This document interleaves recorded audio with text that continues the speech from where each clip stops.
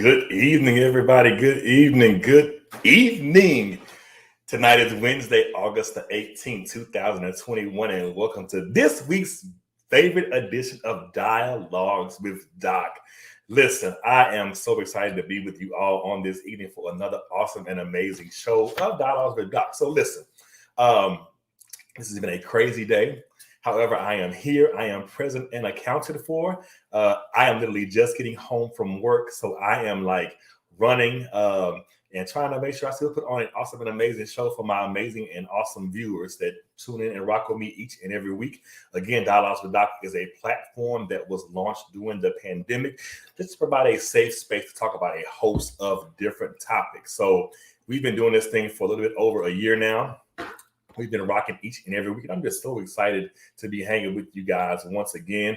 Again, thanks for joining us for tonight's show. You know the house rules. If you're watching for me, like, comment, share, subscribe. Those are the house rules. Like, comment, share, subscribe. And if you're watching on the YouTube channel, hit the subscribe button so you'll automatically get a notification when I go live. John, how are you, sir? Thank you so much for tuning in, John. I appreciate it.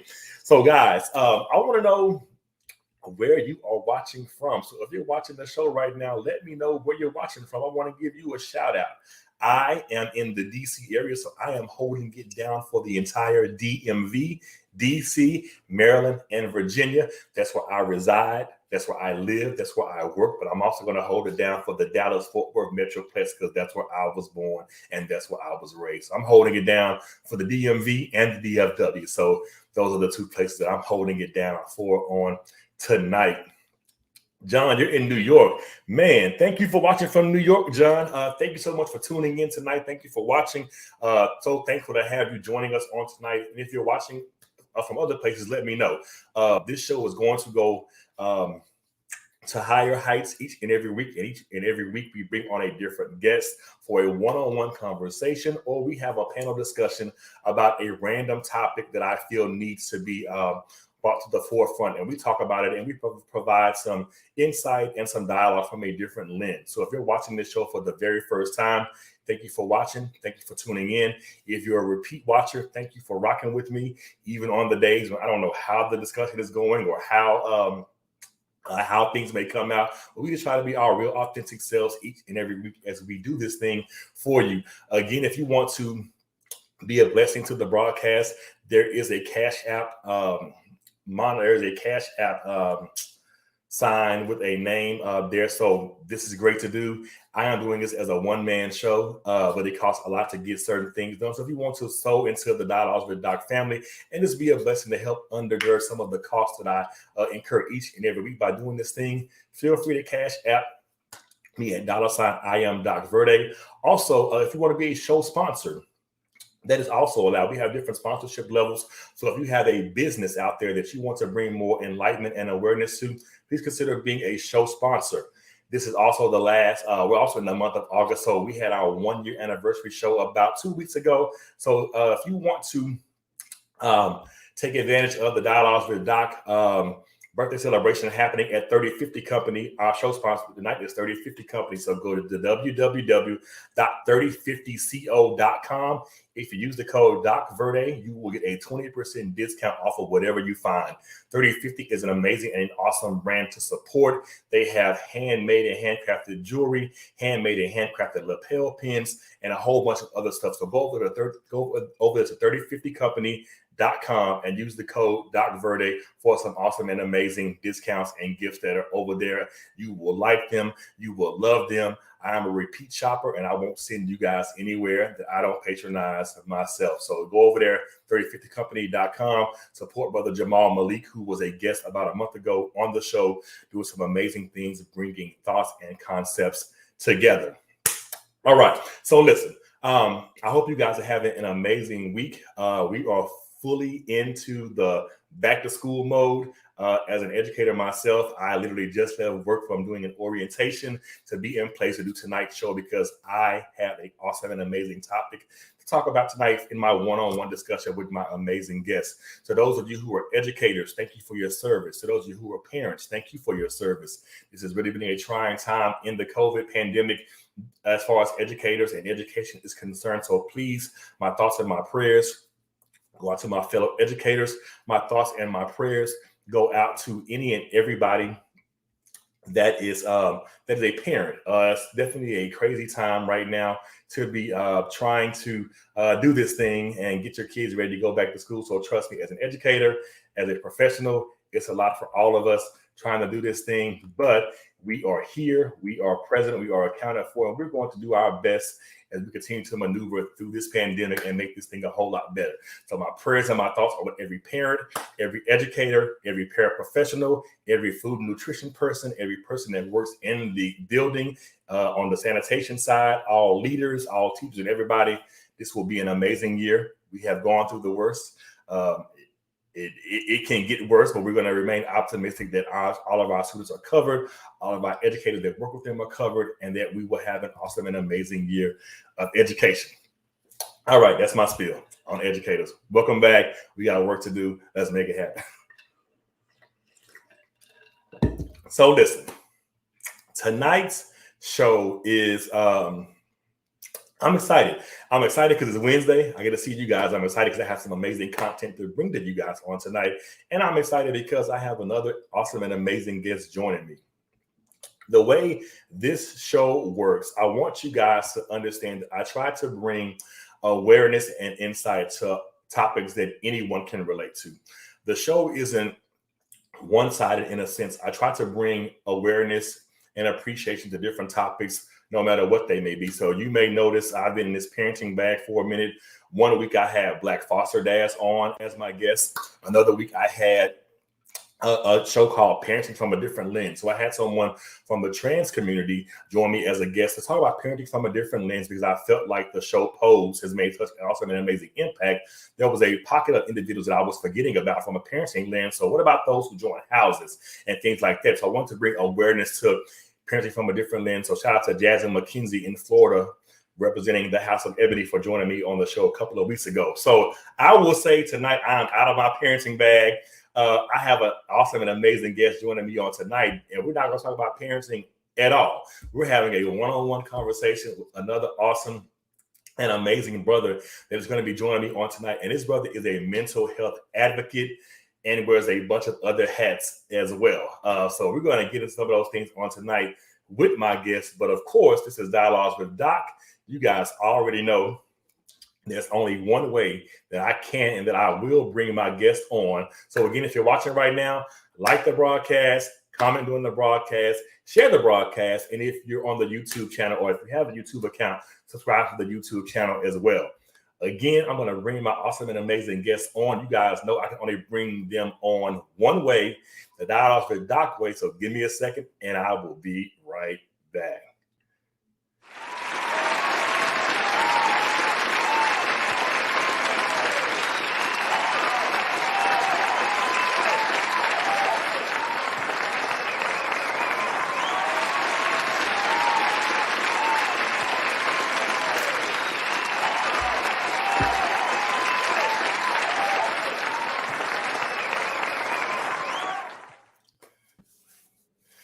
My brother, Yarnell, how are you, man? I'm good, man. How are you? Man, I am amazing, man. I'm running. It's been a long day of work. I literally just left work because we had orientation tonight for the students. So it's been a long day dealing with a bunch of parents and scholars. But I'm here. I'm glad to be in the seat once again. Glad to have you joining me. And I'm just glad to see you, man. It's been a minute, so it's always good to see people when you haven't seen them in a while. How are you doing over there, man? I'm making it, man. I'm trying to stay safe and I'm making it. Trying to stay safe and sane. That's my tagline. If I were on a reality show in this season, trying to stay safe and sane. That's my tagline. I am.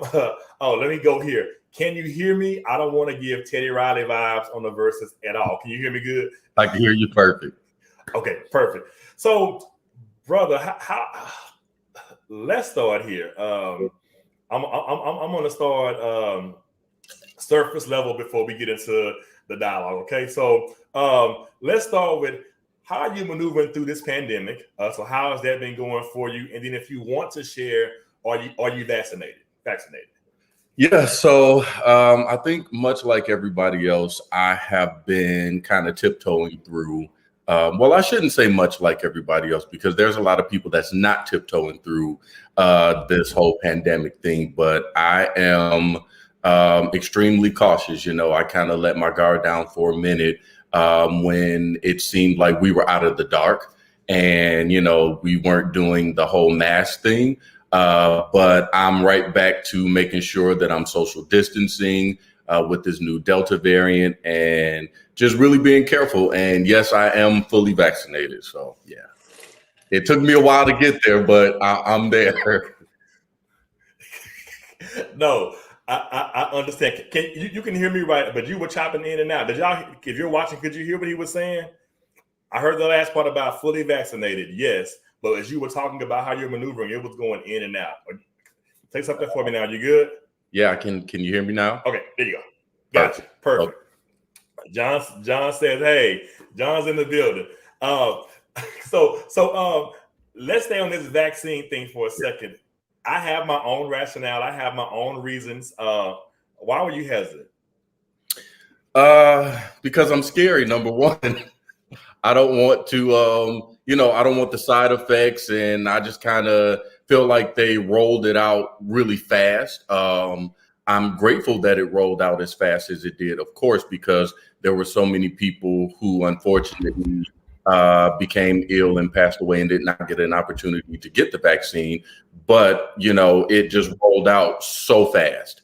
And I don't like to be sick. I don't like to have any kind of, crazy feelings in my body. So I was really nervous about it. Other than that, I think that was kind of the only reason, just the skepticism of how quick it came out. Medicine, it's a practice. And I don't like the idea that this is kind of almost a guinea pig kind of thing. But, it is what it is. If it gives us any chance of eradicating this whole thing, or at least building some kind of immunity at large, I'm for it. So yeah. Gotcha. I got you. So listen, same thing here. There's still that hesitancy because y'all roll this thing out pretty fast, and now August the 18th, you're talking about a 8-month booster shot. So I'm like, here we go with something else. Okay, so we good. So, brother, I'm gonna start here for how I found you. Yeah. On Instagram. So I'm gonna start there, and then we'll get more to the conversation as we go on. Okay, so the flyness of Yarnell, aka Dapper on a Dime. Can you tell us some more about that? Because that's how I actually found you on social media. Man. So I don't know about the whole flyness part, man. I just I do what works for me. That's really kind of how it is. I've always had an interest in fashion. I grew up in the beauty industry. My mom, my grandmother owned a really large salon back home in Detroit. And then, my uncle was a photographer. So I was always surrounded by that whole beauty kind of artistic style arena. And it just kind of grew up in me for the most part, So after a few years ago, I think 2017, I just kind of had this idea of Dapper on the Dime. And the premise of it is essentially, there are so many bloggers or fashion and style influencers that are out there, but a lot of the times the apparel and the brands that they're showing, they're so unattainable for most people, for the everyday guy, and you feel like you got to go out and spend a shitload of money. Can I say shitload here? You feel you can. You feel like you got to go out and spend a shitload of money just to look nice, and that's not the case. Right. So, I just decided that would probably be a great vehicle for people to kind of see different ways to cultivate their style and personal style. So, I haven't done a great job with keeping the blog going, but that's a whole nother conversation. So, and I said the flyness because you just have this, the the way you just put stuff together, man, and I guess it comes from your professional background of what you've done for years and what you continue to do, in your free time. But I'm just like, this dude here, I came across this page. I'm like, this dude is like that, like, and you say dapper on a dime. You can obtain or attain this same look and not spend thousands of dollars like so many other people are doing. So no, thank you for helping the people like me who, we ball on a budget and we thrift every now and then, and we'll mix it up with this or with that, and we just make it look the way that we look, and we look good doing it. Listen, I hear you. First of all, I'm with you. I ball on the budget. I believe, first of all, I say this all the time to my friends in conversation: designers don't make you dope.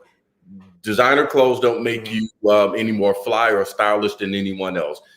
I like designer clothes, but I will also find something, I don't know, at a thrift store, or, maybe walking through Target, I see a t-shirt or something that I like. So I feel like, style is something that you have and that you can grow it, you can advance your style or improve your style. But at the end of the day, again, just a lot of what we see on social media is a lot of flashiness, and, you feel like it has to be the Gucci or Fendi or, the power brands, as we call them, in order to feel like you're fly and well-dressed or stylish. And that's just not the case at all. So. Got it. So I'm good now. I hear you clearly. It was these damn AirPods I had to just take out my ears. So I'm good now. Okay. It was me, y'all. I apologize. Trying to make sure the sound and stuff is right from my boy over there. So let's go here. One of the things you're famous for is, and it's famous to me because I admire it. One of the things you're famous for, and you make no qualms about it, is taking social media breaks. Yeah. How important are they for you? Because you've inspired me to start doing the exact same thing. But I've known you for a number of years, and Yarnell will disappear. He will take a social media break. He will come back with a new Instagram handle, or he may reactivate his Facebook page after a while. But how important is that for you, and what caused you to say, you know what, let me disconnect totally from all this foolishness because I got to work on me?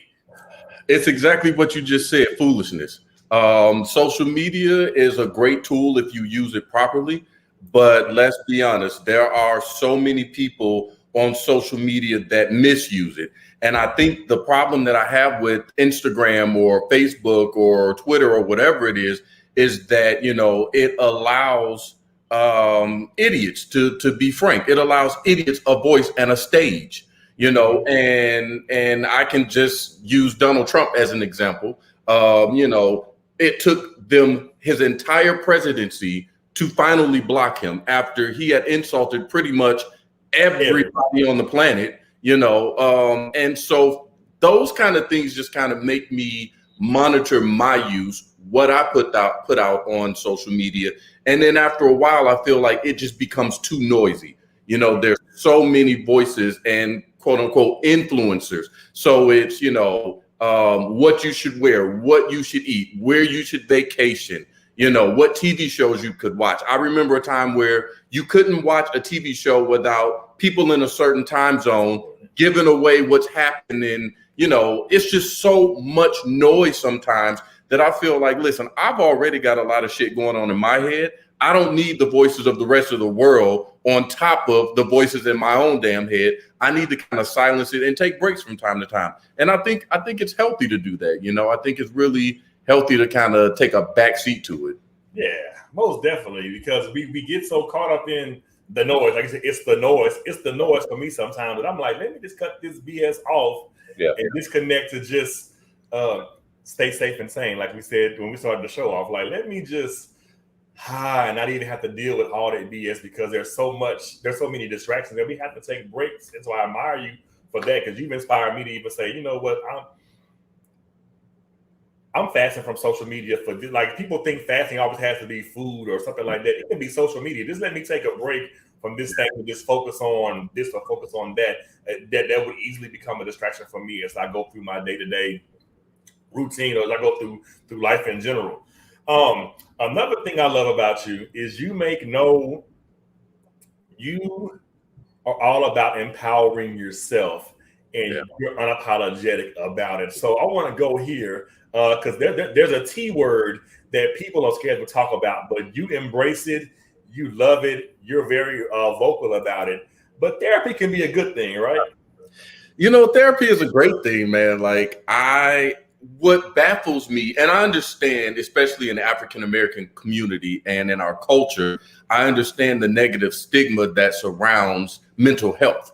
Because I remember growing up as a kid, and there were individuals in my family that had mental health issues. They suffered with depression or anxiety or different things, And back in that time, there really wasn't a name for it, or it wasn't really at the forefront of care and healthcare. And so for me, I just realized that therapy is my outlet. I have some great friends and great people in my life that I can talk to. But what happens when the thing or the person that I want to talk about happens to be those friends or those people? Mm-hmm. That's where my therapist or your counselor or whoever, your mental health specialist, that's where that person comes in, where you can go in and have complete, full transparency and just say what's on your mind. And the biggest thing that I found is that they also provide coping tools or just tools in general to help you navigate daily life, especially, in this age that we're living in, where there's so much going on in the world. I feel like we need that outlet. So I'm not shy about it at all. Not one bit. I put me, and I'm over here writing down. I'm not being rude. I'm over here writing down show notes as we go through stuff because I always take little notes. Yeah. So it's crazy that because therapy, I align therapy with medical care, Yes. meaning this is an area where, especially men, especially as Black men, we struggle, especially like going to the doctor, getting checkups, things like that. And the crazy part about it is, our Black asses pay for insurance on our jobs and still won't use it. So we're paying for something that we don't use. Exactly. Therapy in the same under the same lens, you have insurance that can cover therapy. Many people don't want to even use, like, you could probably get free sessions or get discounted sessions because you have insurance, and people don't even think about it from that lens of mental health care is free, and so mental health care can be free as well if you tap into it, if you find a therapist that takes your insurance, and you can even get more bang for your buck if you just think outside the box and realize that it can be a good thing and it doesn't cost as much as you think it would actually cost. Yeah, I agree, man. It's like it's a benefit that you're already investing in with your insurance to work with your health insurance. And I think that that's what people really need to understand, that mental health, it's your mind, it's your brain, it's a part of your entire well-being. So, why would you not go and seek care or help when life just, becomes a little bit too much? And I think that it's underused. It's an underused benefit that we have. But again, I think it's because so many people are ashamed or embarrassed, or they just want to continue to look like they have it all together. So people don't talk about it. People don't share their struggles. And I think what happens, here's the interesting thing, man. I remember years ago when I first started talking about mental health and seeing a therapist on Facebook, there were so many people that was in my inbox commenting like, wow, I would have never thought. And, you really helped me to kind of see therapy and seeking mental health differently, because I would have thought that, you wouldn't be the type of person that would need that. And I'm like, yeah, but I'm a person. You just said the key word, I'm a person. And I think that when we take the veil off of mental health and the struggles that we have and really put a face to it, then people start to see themselves and they're like, oh, so it's not that I'm crazy. Oh, it's not this, taboo thing, or it makes people feel more comfortable that they're not suffering alone or suffering in silence. Mm-hmm. It's like something you said. It's like the comment was made, you don't look like you need therapy. Well, what does someone that needs therapy look like? Me. Like you people try to pinpoint what someone who needs therapy should look like, and therapy has no color, therapy has no face, therapy has no gender. It's free, it's out there for everybody. You just have to take advantage of it if you want to continue to be your best self. You're right, John. We have to stop the stigma of mental health. We must take care of our mental health. And y'all, my mom is watching. Yeah, mama, they on social media. They just want to be seen, so they doing everything, but the right thing. So since we transitioned over to this mental health thing, I'm gonna go. I kind of got the show bucketed in different categories. So since we're in the mental health zone right now, let's go here. As an advocate, my brother, how did you even get involved in promoting awareness, especially as a Black male? Something that many of us run or shy away from. How did Yarnell even getting just promoting awareness for mental health? You say you started on Facebook just sharing, and it just blew up as people being in your inbox. But what made you say, I need to check myself to become my best self? I think what happened was after talking to so many guys and just having casual conversation about, their careers or their goals, or, just it could be over drinks or coffee or maybe professionally. What I found is that so many people had these questions or, had these issues that weren't being addressed. And it's like, damn, of course I had that same thought in the beginning, like, you struggle with depression or you struggle with XYZ, because from the looks of things, from the image, you got it all together, and it just rang a bell that, like, damn. So while I'm sitting back suffering silently, thinking that I'm the only one that's experiencing life, because that's really all it is, I'm the one that's sitting back thinking that, damn, it's only me, while there's so many other people that's going through this. And it just said, you know what? I understand that these people want privacy, and I'm not saying that they're wrong for not being as transparent or vocal. But what I can do is literally put a face to this, my face, if I have to, and say, listen, you're not by yourself. I remember years ago, there was a friend of mine that I worked with that committed suicide because he was just going through so much with his family, mentally. He had some other struggles.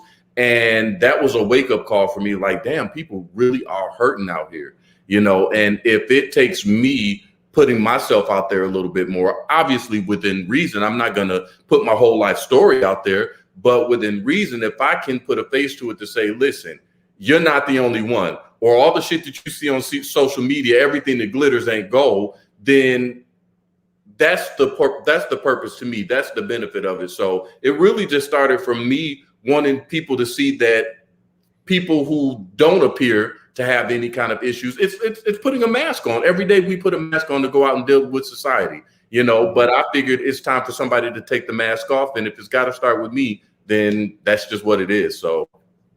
And I love how you said it's the mask thing. Mark, you're right. A lot of people fight with acceptance that you actually do need help. No, that is a great point, Mark. And like you said, it's the mask. It's the mask for me. Yeah. It's crazy because we get so caught up in putting these masks on, and we're not doing anything but just continue to hide behind this mask, the mask that we need help.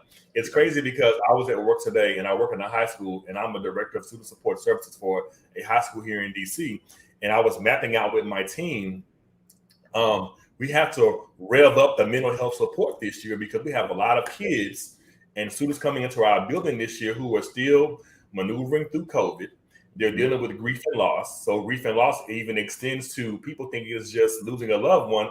Grief and loss for some kids is just being evicted in the midst of a pandemic, or losing someone close to you. Even dealing with just different things like that. So I said, y'all, we really have to be very strategic with the mental health supports that we put in place this school year, because our kids are going to need a lot. They haven't been in school in a year and a half. Life has just been passing them by vicariously, and so much has happened in DC as far as killings and things like that we have to just we gotta be ready to stand flat-footed with no shoes on and support our babies. So this mental health is going to be key, especially for my young Black and brown boys in my building. And I work in a high school where many kids don't even think outside of moving out of DC because that's all they know. So you're right on the piece of helping take the mask off to help bring more taking the national to bring more awareness to the fact that mental health is real for any and everybody, especially the population that I support, which is many Black and brown boys. Let's go here, because mental health can kind of be tricky when you're someone like me and yourself who have a strong foundation in faith. So I have this strong foundation in faith, but I'm dealing with mental health as well. So how has your faith played a part in becoming the man that you are? Like saying, okay, I have some mental health concerns that I need to keep in touch with. And we're coming from a background where everybody says just pray and it'll go away, or just pray and things will get better. But sometimes it doesn't.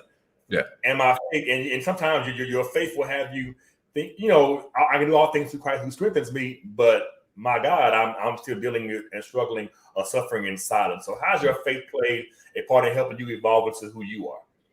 So it's a huge part of who I am. Listen, what I've learned is that my relationship with God and my faith, it's a practice and it's a walk, right? So I'm not always perfect. I don't pray every day like I should, or, as frequently as I should. I won't put a time to it or a frequency to it, but I don't pray as often as I should. I've gotten better. But my faith is extremely important and it's critical to my mental health. How I look at it is that, yes, God is for me, he's our ultimate provider. And provides clarity and communication.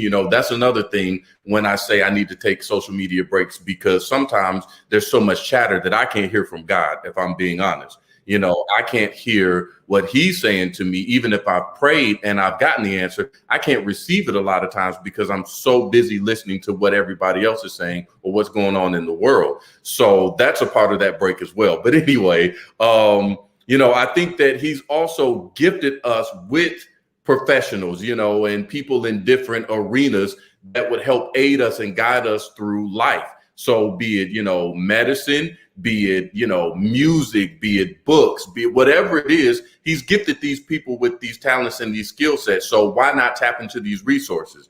I happen to be connected with my therapist, I would say throughout, my journey with them, and they've pretty much all been faith-based. That's really important for me, because when I start to talk about certain things, I don't want you to look at me like I'm crazy, or think that I'm I'm way more off than I really am. So, I need them to understand that, hey, listen, while I'm coming to you for tools and tips to help me through, I also tap into a higher power. So I'll know when this relationship is not really going the way it's supposed to, or you're not giving me the advice and leading me down the path that I need to be going. So for me, they play hand in hand, but my faith is first. That's it. Above all else, this is my foundation. This is in my DNA. My faith is in my DNA. If nothing else is, I know my faith is. So absolutely. Thank you for sharing that. I'm gonna tell y'all something that Yarnell didn't know I was gonna do. But he's a guest on my show tonight. I was gonna say happy birthday, happy belated birthday, because my brother just turned 40. A couple days ago, right? Friday the 13th. Yeah. Friday the 13th. So happy belated birthday. Happy birthday to you. And I want to throw this question in there. What's something the 40-year-old Yarnell wishes he could tell the 18-year-old version? Whoa. From a mental health lens, like if it's one of those, if I knew then what I knew now, I would tell you da da da. Ooh, that's loaded, man. Oh God, what would I tell my 18-year-old self? Probably, it's all gonna work out the way it should. It's all gonna work out the way it should. I think the biggest thing for me is that I'm a stressor, or my anxiety kind of gets the best of me, and I rehearse things in my mind over and over and over until they become bigger than what they really are, or I'll attach different things. So one thing be really small, I could stub my toe and that starts my morning off. And then here comes the next thing and the next, and I put it all together, and before you know it, it's chaos. I would tell my 18-year-old self, it's all going to work out. Just slow down, pace yourself, and don't worry. Stop worrying so much, because that's been a constant for me for the most part. Mm-hmm. I got it. I love it. And you said something recently that kind of took me aback. So I'm gonna go there since I got you here tonight. I can ask you this question. Mental health. You Yeah. said something about struggling with aging recently. Let's talk about that. Okay. You made a post recently. What made you say, you know what? As we get older, it is what it is. So, what was the impetus behind you posting about that? I think in the gay community specifically, aging has been frowned upon, or it has been people have been afraid of it for a lot of reasons. Youth is celebrated. That's the easiest way to put it. Youth is celebrated, and I think that what happens is you probably see a few more lines in your face. The gray hair start to show up. Your body doesn't look the same. It doesn't respond to the workouts the way it used to. And I think that as a community, we celebrate youth so much. And for me, I never really had examples of what aging gracefully, if you will, looked like. I never really had those examples because the older guys wanted to stay young and they were trying so hard to stay relevant that, and that could be by the way they dressed, by the way they acted, where they hung out, who they hung out with. I never really had an example or a blueprint or maybe a little bit of a roadmap to say, here's some of the things that you should probably shed at a certain age, meaning behaviors. And then here's what you need to look forward to. I never had that. So for me, I'm just like, 40 is an opportunity for me to reinvent the wheel, so to speak. But most importantly, define what aging is for myself as well as people that are watching, the younger generation that may be watching. Because I remember there was some point, even when I was in my 20s, where, if there was an older guy that had, something smart or sarcastic to say, the first clapback is age, and I'm like, that don't really cut it no more because it's a blessing to grow old at this point. It really is. So, I just kind of look at it as an opportunity to really define it for myself. And because I didn't have those examples, I think it's important to realize that no matter how large your platform is on social media, if it's 200 followers or 200,000 followers, that those people are watching and looking at you and you're setting an example or setting a tone. So I want to make sure that I'm a part of positively influencing this community. And, I had a really quick story. I was at the pool one day and I took a picture and I typically shave my chest hair. The reason I shave it is because it's itchy. That's the only real reason, right? And I just decided not to. Like, yeah, I'm just gonna leave it alone. And I had someone that's like in my age group, and he said to me, he might be a couple years older, and he said, you know what? I was about to go on vacation and I was gonna shave my chest hair because I felt like it made me look old. And he was like, but you've given me the confidence to just go ahead and rock with it. And it really made me think like, damn, number one, people are watching, even if you don't think they are. You never know how much you're affecting or influencing someone. And then outside of that, it's like, damn, like people really out here wilding and tripping about chest hair. Like, so just to kind of erase the stigma around aging, that's kind of my goal. And it starts with me, to be honest. No, it's crazy because, and I'm laughing because I'm like, I'm in the right room, meaning I had a similar struggle for when I turned 40 a year ago. And hell, some days I still say I'm 40 because of COVID. Hell, I didn't get to use it, honestly. So you catch me on the right day, I say I'm 40. You catch me on the right day, I say I'm 40. Catch me on the wrong day, I feel every bit of 41 because I didn't get to use it last year. But It's funny because I had a guest on about a month ago, and I struggle with it, honestly, Yarnell, because I'm an educator. And I'm an educator who's always been in high school. So I started teaching at 25.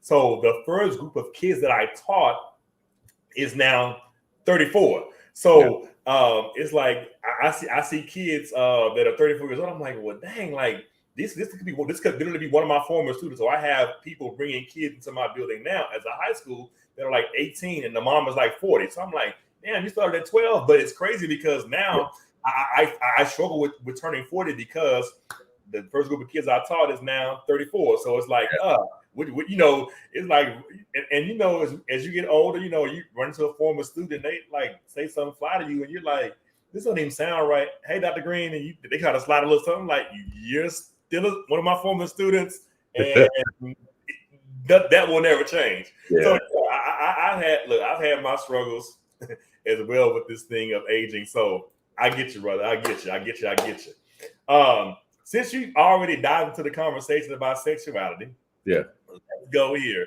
Because one thing I love about you, you had this open book mentality of, I don't mind sharing, I don't mind talking about it. It is what it is. It's going to be what it's going to be. And I'm going to be my true, authentic self. So let's go here. When coming to terms with your sexuality, how important was it when you got it? Like, there may have been a struggle, but when you finally got it and you owned it, how important was that for Yarnell? Let me say this. First of all, I don't know that I actually got it. I'm still getting it. Because, I come from an era like I'm 100 years old, but the world is vastly different than it was when, I came out, if that's what you want to call it, and I'm from Detroit. So, the things that are acceptable now, thank God that they are, but the things that are acceptable or, the progress that we've made as a community, this wasn't that way, when I was 20 or, in a lot of ways, even 30. So I think for me, it's still a matter of owning it now, and really embracing who I am. And it's a struggle because it's like there's so many old habits or old patterns and ways of thinking as it relates to my sexuality that I get, I get caught up in a lot of times. So what I have to do is just remind myself, listen, I am who I am. And I think that people respect authenticity. And, I had a friend, I have a friend, I should say. And this friend of mine is a makeup artist. And I've known him since I was like 16 years old. And what I've always admired about him is that he has been authentically who he is ever since I've known him. And even when I didn't have the courage to be myself, I always admired that about him. And having examples like that really helped me to really just kind of settle in my skin, if that's what I want to call it, and just embrace who I am. So for me, it's just a journey, man. It's a process of owning it every day, because we will always find someone or something to challenge us as it relates to our sexuality. But you gotta stand firm in who you are. And again, people are watching, so I can appreciate that, we have a newer generation like, the little Nas X's or, these people that are really at the forefront of the movement right now. I can appreciate that. I'm not from that generation, so I don't necessarily understand everything that they do, and everything that they do as far as music or fashion or film. It's not for me per se, but I can appreciate that we've made progress and that people are able to be a little bit more comfortable, because that's not the generation that I come from. Mm-hmm. I get it. So staying in that same vein, as you continue to grow and evolve into the man you are, what would you say is the biggest misconception about Yarnell? Probably that I am arrogant, cocky, conceited, like all the foolish stuff, right? And I think a lot of that, number one, I'll start here. I realize that a lot of that comes from people's own personal issues with themselves and their own insecurities. But I also understand that in our community, there is a certain image that's kind of pushed to the forefront socially, maybe. Mm-hmm. And I think, I'm 6'3", obviously you can't see that here, but I'm a tall dude. I probably have a certain presence, I guess. And for whatever reason in our community, that could present a threat, maybe like, here come this, shady person or whatever. And, they're looking down on everybody. And it's like, no, that's not the case at all. Like, I think that the minute I open my mouth and start to engage people, then they're like, oh shit, he is not what I thought he was. I'm a pretty laid back, easygoing person, So I think that's the biggest misconception, is that I'm just a completely different person than I am. And it's like, I'm too damn tall for you to be prejudging me. Like get to know me. Like I'm pretty cool as hell. Like, but and I'm going to tell you, man, it's really hurtful, because I remember, I know that I can be standoffish in social environments, but it's because I'm observing. I'm not just about to walk into the party like, hey, everybody, and, just let loose. Like, you got to kind of observe the energy and what's going on in the room. Now, I'll never forget, man, I was going to the movies with a group of people that I never really met. I only knew one person, which is the person that invited me. And when I walked in, I am aware, again, that sometimes I don't come across as the most warm and inviting. And the minute I came into the room, I'm like, hey, everybody, how's everybody doing? And like literally started introducing myself. It was about 3 people there, and they were like the shadiest, coldest. I mean, the reception was not warm at all. And it made me, first of all, kind of retreat into myself a little bit more again, but it also reminded me why some people are not so eager to just put themselves out there, because people can be vicious and mean for no reason. Again, I know that it's probably because of their own experiences and insecurities, but we gotta move past that at some point.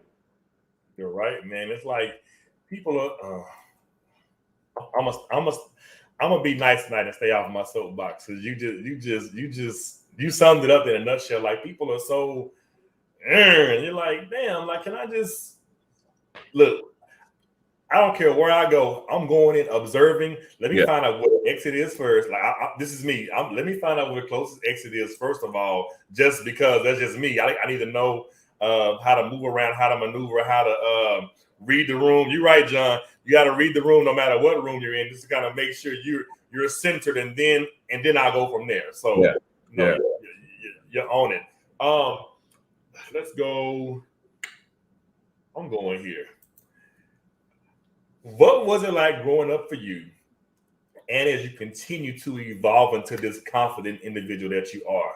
So I had to go back and rewatch the interview with Dash of Pride, and I'm like, yo, just to hear this brother's story and how just confident in who he is and his manhood as he continues to grow and evolve. I just wanted you just to share a little bit of that conversation with what it was like for you growing up. Hell, I even got another part. How'd you get from Detroit to Atlanta? Like, I know there was so that's a follow-up question after that one, because I'm like, you know what? He's not from Atlanta. He's from Detroit. And how the hell did he get from Michigan to Georgia? But we'll come back to that second part. But let's go there. So, I was thinking about that today, actually, like growing up in Detroit and what that was like for me. Here's the interesting thing. I think that there was a lot of trauma that I experienced. Growing up in the hood, a little gay Black boy, and again, that's a part of the conversation on Dash of Pride, where you have family members that start to see that thing and they're like, and there comes the teasing and the picking, and from your own family, right? Or from your own environment. And some of the things that I experienced growing up, I didn't realize, I think the crazy part is that when you grow up in an environment, it's all that you know. So there's a sense of normalcy to it. So I didn't realize that some of the teasing or some of the experiences that I had, being around drug use and drug dealers, and the conversations that I was exposed to at a young age that I probably shouldn't have been.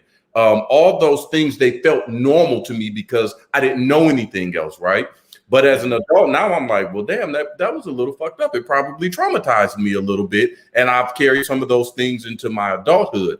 I think that for me, just knowing how far I've come, and honestly realizing that I probably shouldn't have even made it this far based on the environment that I was in, based on some family history, it's literally a miracle. So that's why 40 is so important to me as well, because 21 in the environment that I come from, that was like 40. 21 was 40. So it's like, damn, to actually make it here, and it has not been easy. It is like, whoa, shedding some of that trauma, shedding some of those experiences, or maybe not even shedding them, but just coming to terms with a lot of those experiences I had. That's been a process, and I can tell you a lot of the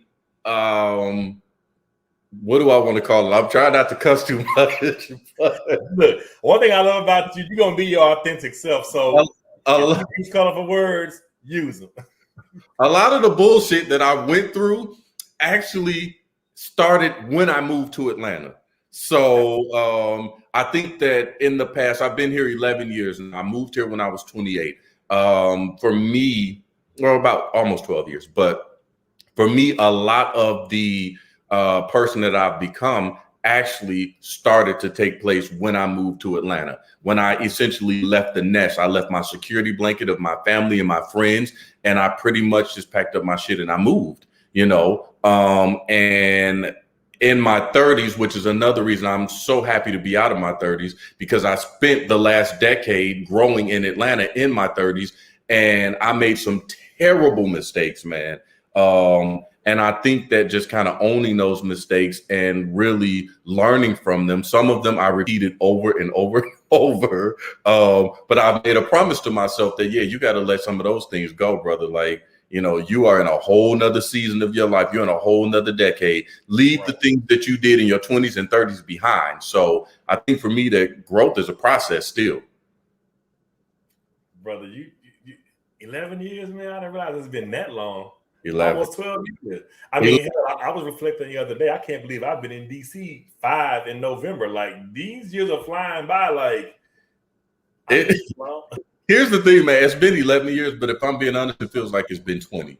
Like the stuff that I have endured and encountered, and the people. If I'm being honest, there are some people and some things that I literally wish I could go back in time and erase. But I also know that those people and those experiences were necessary and made me who they're a part of why I am who I am today. So as much as I would like to magically snap my fingers and get rid of some people and some things, I got to appreciate that they were a part of the journey. I'm not going to even go to that question because you just answered it. Let's go. Oh yeah, this one here, we got the this toxic masculinity thing keeps just popping up as a hot topic for any and everybody. Why do you think so many men struggle with toxic masculinity? Because that's how most of us were raised. We were raised in this environment where it was acceptable to behave a certain way. You were actually expected to behave a certain way. You were expected to womanize, and it's really crazy because I was watching a TV show from this Good Times actually the other day, and it was an episode where Thelma's college aged boyfriend was writing a paper, and they found the paper, but they immediately thought that it belonged to one of the boys. And when they thought it belonged to one of the boys, it was okay. But the minute they found out it belonged to her, it was a whole nother story. And for me, that was just like an example of, damn, like this kind of behavior about what it means to be a man, a black man, or a strong man. This is a generational thing. This has been going on forever, and I think that we're finally reaching a place where people are just kind of like, yeah, enough of that. And essentially, it's not even about toxic masculinity. It's just bad behavior, period. Let's just call it what it is, So, when I see it, like if it could be from a friend, I'll call it out or I'll say something about it if I'm close to that person. Like, yeah, listen, that's not cool. But I think that it's going to take some time, like everything. We can't just go from one thing as a generation or a few generations or as a culture. It's going to take some time and patience for us to really wean certain behaviors out of our families, out of our communities, and, you know, out of our culture at large. Ladies and gentlemen, he answered that question. I'm sorry. Let everyone, he answered that question. I had a whole gender sensitivity training today as I prepare for my students to come back into the business. So I can't even say ladies and gentlemen anymore. Everyone, he answered the question. So no matter what you identify as, everyone, he answered the question that I proposed before him. Brother, you when it comes to the life of Yarnell, it's three things that are just non-negotiable. Yeah. What three things are your non-negotiables in your life? So the first would be my relationship with God. Again, it's not perfect, but it is non-negotiable. Like, I have made the mistake of putting things and even people before God in my life, you know, in my past. And I learned the hard way that that's not the move. So that's number one. Second thing is drug use. That is like non-negotiable for me. And it is because I have seen what drug use have done to family members. I've seen what it's done to friends. I grew up around it. And it's absolutely like, if you want to end the relationship, friendship, or whatever with me, it's drug use. That's just kind of a no-go. Even to the point of like weed, you know, and smoking weed, you know, like I have a new, my mind is a little bit more open to it than it once was, because I've done a little bit more research on it as well. And so I can understand some of the benefits of it, but I do still, you know, understand that it's more of a recreational thing for some people. So my mind isn't as close to that as it used to be, but drug use, like heavy drugs and all that, that's just a no-go for me.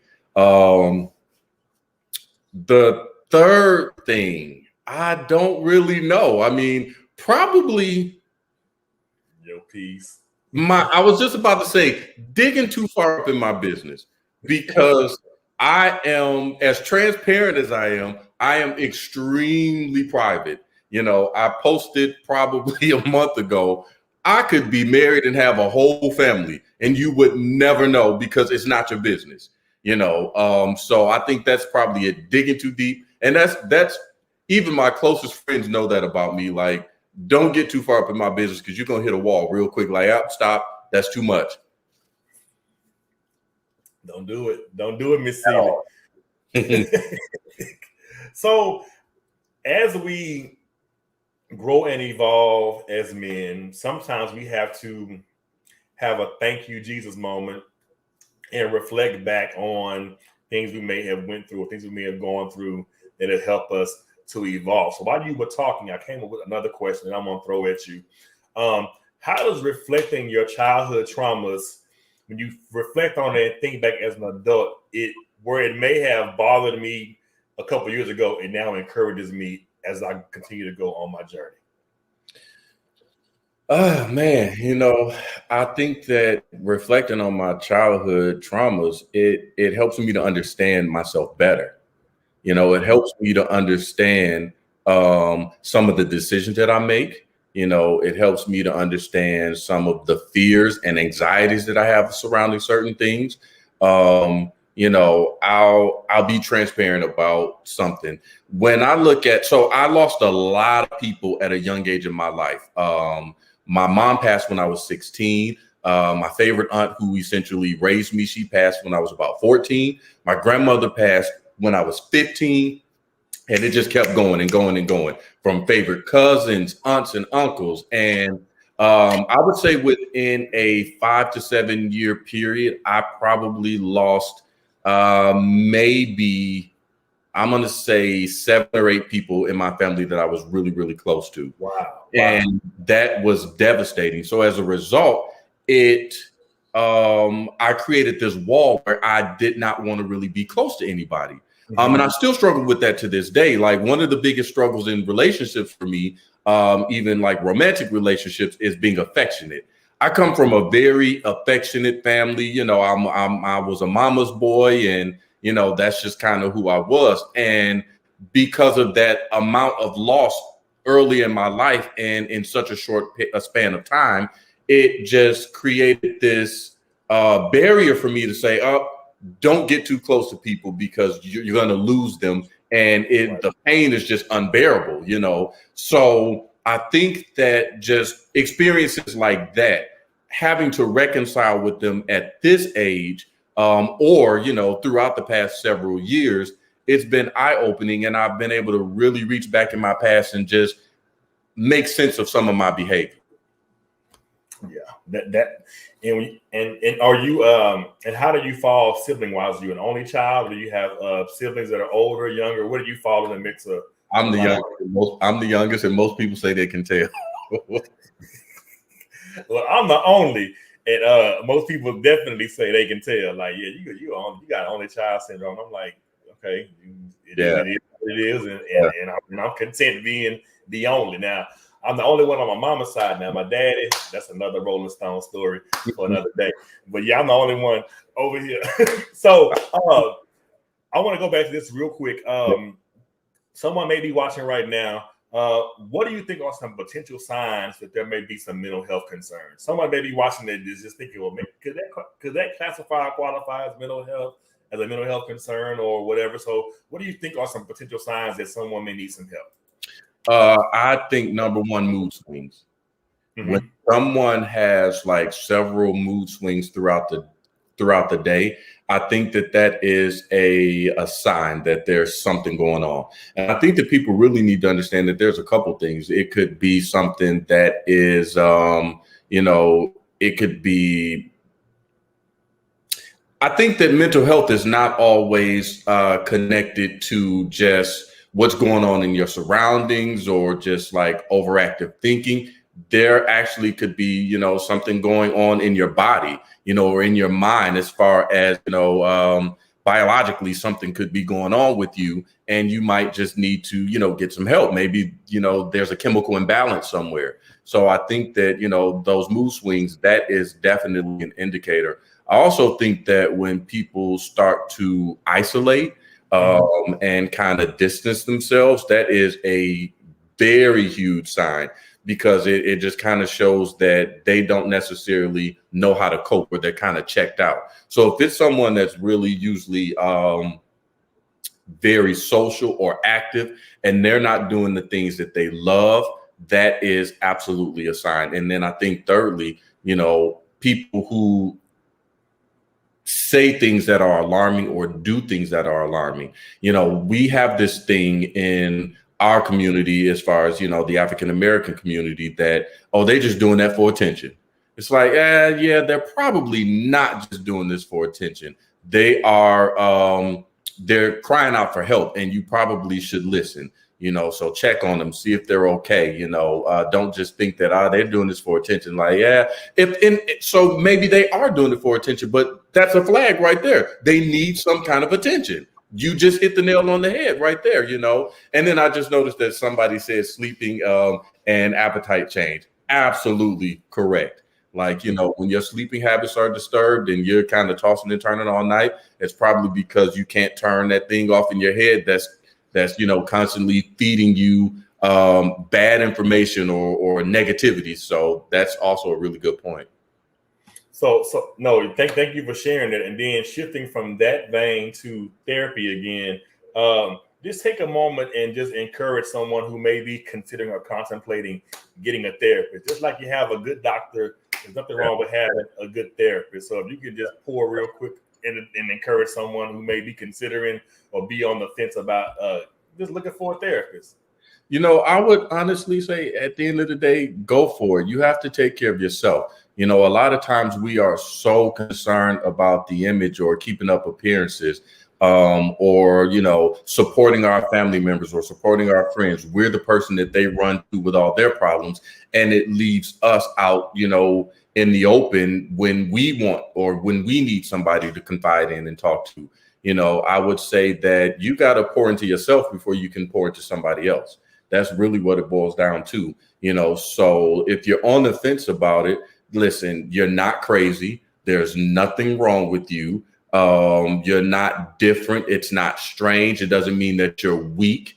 It doesn't mean that that you're not who you say you are, because a lot of people struggle with the imposter syndrome that, hey, listen, if I'm going to seek care, it's going to expose that I'm not who people think I am. None of that is true. I would say go take care of yourself, work with a professional, even if it means starting out talking to a trusted friend, someone at your school, if you're a student, at your church, if it's your pastor. Talk to someone that you can trust, because you will find that a lot of times just venting and getting things off your chest and having a listening ear, that could be exactly what you needed to relieve some of that stress. A lot of times when I'm talking to my therapist, as I'm talking, she'll just let me ramble.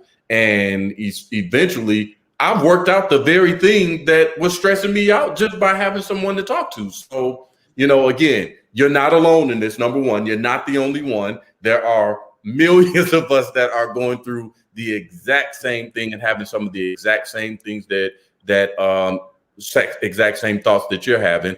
Most importantly, if you are having thoughts of harming yourself or harming somebody else, seek help immediately. Get out of that head space that you're in and reach out to someone, because I've been there too, and it's dangerous. The voices get very loud when you're in that space, so don't sit in it. No, thank you for sharing that, Yarnell. And it's crazy because I'm sitting here reflecting on when I was first exposed to a therapist, and the only thing that pops out at me is a show that everyone knew and loved, and we still love it to this very day. This is my first time actually seeing a therapist. So I'm going to date myself. Remember on A Different World when Whitley was having issues with Dwayne, and she went to see Debbie Allen as a therapist. This is my first recollection of seeing a Black therapist on TV. And the thing that always stood out at me is relax, relate, release. It was just that relax, relate, release thing. And I'm like, I'm talking to you. This is the first time I remember being exposed to therapy in a sense, because I never thought about it before. But then this episode jumps out at me to say, hey, it's okay for a young, accomplished African-American female that's doing her thing in college, goes to see this therapist, and it begins to just make things better for her. So to be able to bring awareness and enlightenment to Black people actually do go to college. I mean, that actually do go to college, number one, and actually do seek out therapy. Yes, Kim, relax, relate, release. That they actually do see therapists, it was just huge. And I'm like, listening to you talk, that was the first time I remember that it became popular to go see one just because I saw it on TV. Yeah. I mean, because if we think about it in our childhood, the first thing that our parents tell us, don't take my business on the street. What happens in my house stays in my house. And I think that plants the seed right there at a very early age that, listen, whatever's going on with me, I got to keep it to myself. I got to keep it a secret. I've got to be quiet and be private about it. And, I'm not blaming any of our, parents. They did the best that they could. And it's, I'm sure, a generational thing, because we pass down what we learn. But I think that, statements like that really plants the seed that, maybe I should keep my mouth closed and not, talk about my problems or my issues. So, I think it's so layered, but none of the things that we've heard are true. None of the stigmas or none of the negative ideas surrounding therapy or mental health, the negativity is not true. It is completely normal. It's your brain, your mind. It's a part of your body. It's a part of who you are. And it needs to be just as healthy as any other part of your body. So it's nothing wrong with going to seek help. My brother, thank you for sharing that. So I got to go here. What's next for you? How can people keep up with you? What's coming down the pipeline? This is your moment to share out. What are you working on something? Are you going to be working on something? What's going on? What's next for me? I have no damn idea what's next for me. Listen, I can say this. I am in this very serious transformation, or maybe reformation of myself. Again, defining what life is for me and what it looks like in this next chapter. So, I know for sure that there are some things, there are some people, there are some places that work for me in my 30s that do not and will not work for me in my 40s, for sure. So it's really about giving myself permission to open my mind, number one, so that I don't miss any opportunities and just keep myself grounded and in a healthy and positive headspace so that I don't miss the blessing or I don't miss the opportunity of this next chapter. So that's really important to me. I don't want to say I don't have any special project that I'm working on, but I think that at the end of the day, things will unfold the way they should. I don't know if things are going to unfold on social media because I like my breaks. But I'm working on me, man. I'm a work in progress, so I'm just kind of putting everything else right now on the back burner to make sure that I'm okay. Because if I'm not okay, then my world that I create around me is not going to be okay. Exactly. No, you're like, damn, I just turned 40. Can I enjoy this for a day or two before you ask me what's next? Now I'm playing. That's good. That's good. How can the people keep up with you if they want to reach out or follow you or so a little bit before he takes a break? Yeah, so I'm only on Instagram. I'm actually not even on Facebook anymore because Facebook has been a lot for me. So I can't manage a whole bunch of social media stuff. It's just too much. But you can find me on Instagram. That's actually my Instagram handle. It's Mr. YT. Yes, I actually did recently change it. Good noticing that. I recently changed it. I was like, it was my old Instagram name was very similar to somebody else's Instagram name. And I was like, yeah, no, like I don't want any confusion. We are not the same person. No shade to them, but it is what it is. So let me go ahead and change this to where it's me, YT. So, that's it. I got you. No, I was like, where am I? Oh, there he is. You look. I'm like, wait, got him. He pulled the okie doke on me again. No, again. Brother, I have enjoyed this with you tonight. I thank you for your authenticity, just being who you are. You always bring swag and flavor to whatever it is that you do. This is Dialogues with Doc. You are always welcome to come back. So if you drop that big project and want to come talk about it, my family is your family. You're always welcome back.